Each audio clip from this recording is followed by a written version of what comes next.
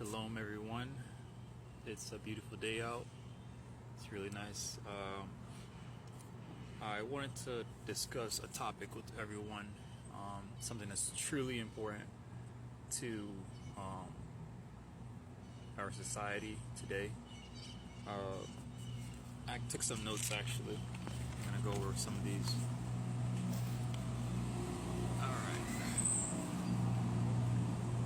So, basically, this is concerning marriage and spouses. Marriage and spouses, and relationships. Between a man and a woman. All right. So, like I said, I got a few things that I've written here that I want to go over. I actually have a verse that I want to go over first. This is 1 Corinthians 13, 4 through 8. I'm sure everyone's familiar with this.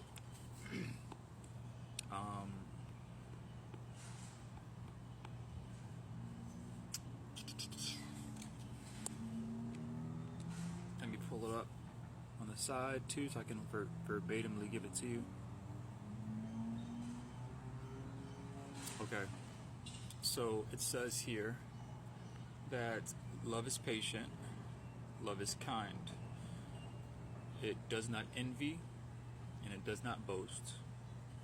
It is not proud. It does not dishonor others.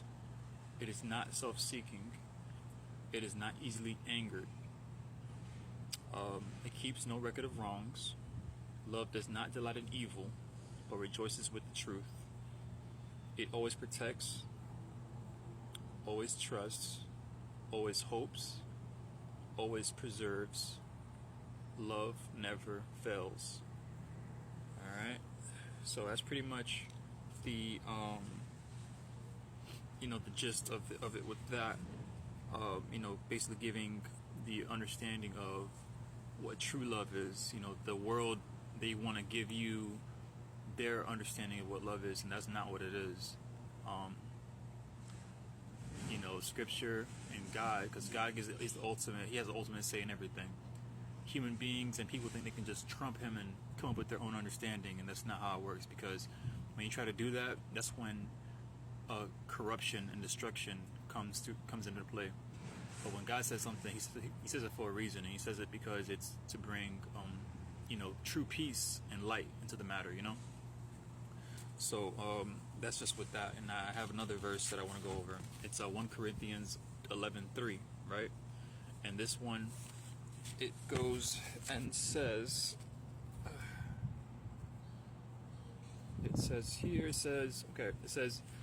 the head, it says, but I want you to understand that the head of every man is Christ, the head of a wife is her husband, and the head of Christ is God.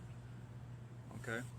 Now, the reason why I bring that verse up, I know this is something that a lot of people, a lot of people do not like. People get a lot of backlash for saying stuff like, oh yeah, the man is supposed to lead and the woman's supposed to follow the man. See, now the issue, okay, to further give you a better understanding of this, to break it down. Now, I'm going to tell you what's supposed to happen, right? And also I'm going to tell you how the world perceives it. Now, first, I'll tell you how the world perceives it first. All right, so the world perceives it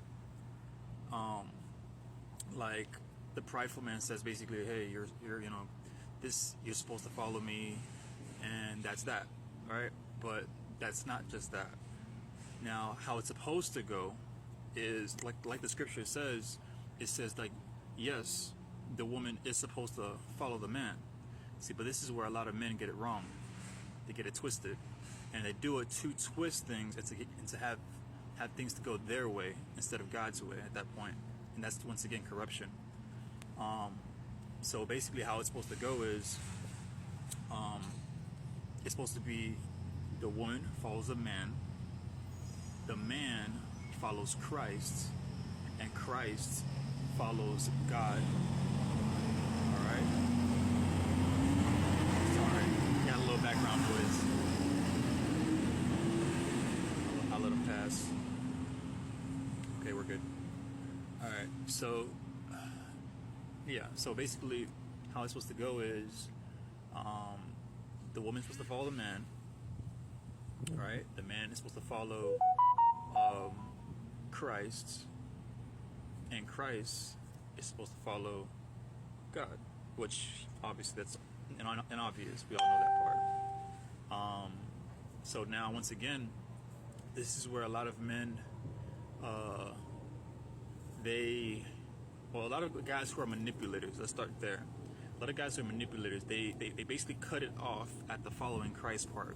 Why? Because they don't want to hold accountability. They want to just have things their way, and that's what they use to manipulate and have things to be done their way.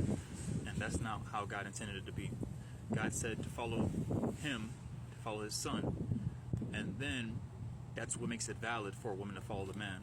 But the man does not follow Christ, who follows God, then you can't expect for the woman to follow you. All right? It's pure deception for what it is. All right, let me go over a few things here. So now, ultimately, now, what does this basically look like, right? What does this look like? All right, so now, basically, this is like supporting one another, being there for one another, and uplifting one another. The first step, everything that I mentioned before, is basically, the foundation. Following after God, because He's the one who brings both parties, the spouses, the light.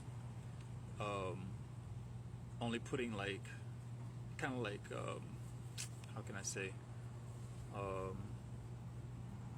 putting off all the foul darkness within each individual, exposing their dark hearts, that it can basically reveal the darkness in your heart and transform you and give you light. And also by following and transforming, being transformed by the light, He Himself, it'll also add light to, your feet, your path, which you walk daily in, so that you are guided, not stepping into the minefields of life, the issues of life, the issues of your relationship patterns, anything of that nature. It'll easily be handled through the light, through God handling that for you. When you're walking in darkness. Now, once again, these are just the basic foundations that are supposed to be in your relationships. That will be more solid on your bulletproof suits for the world and how the world comes against you, the both of you, which means it will stand the test of time. Okay.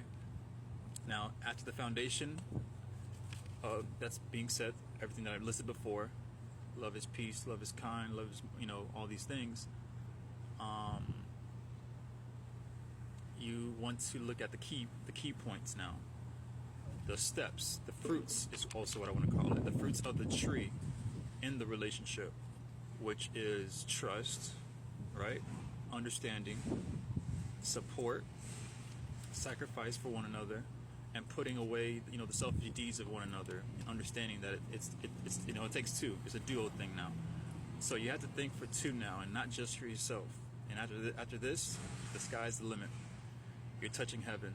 All right. So that's all I have for you guys for today. I wish you have a fantabulous day, fantastic day. I can create my own word. And peace be to you, Godspeed, and shalom. I hope you guys have a great rest of your day.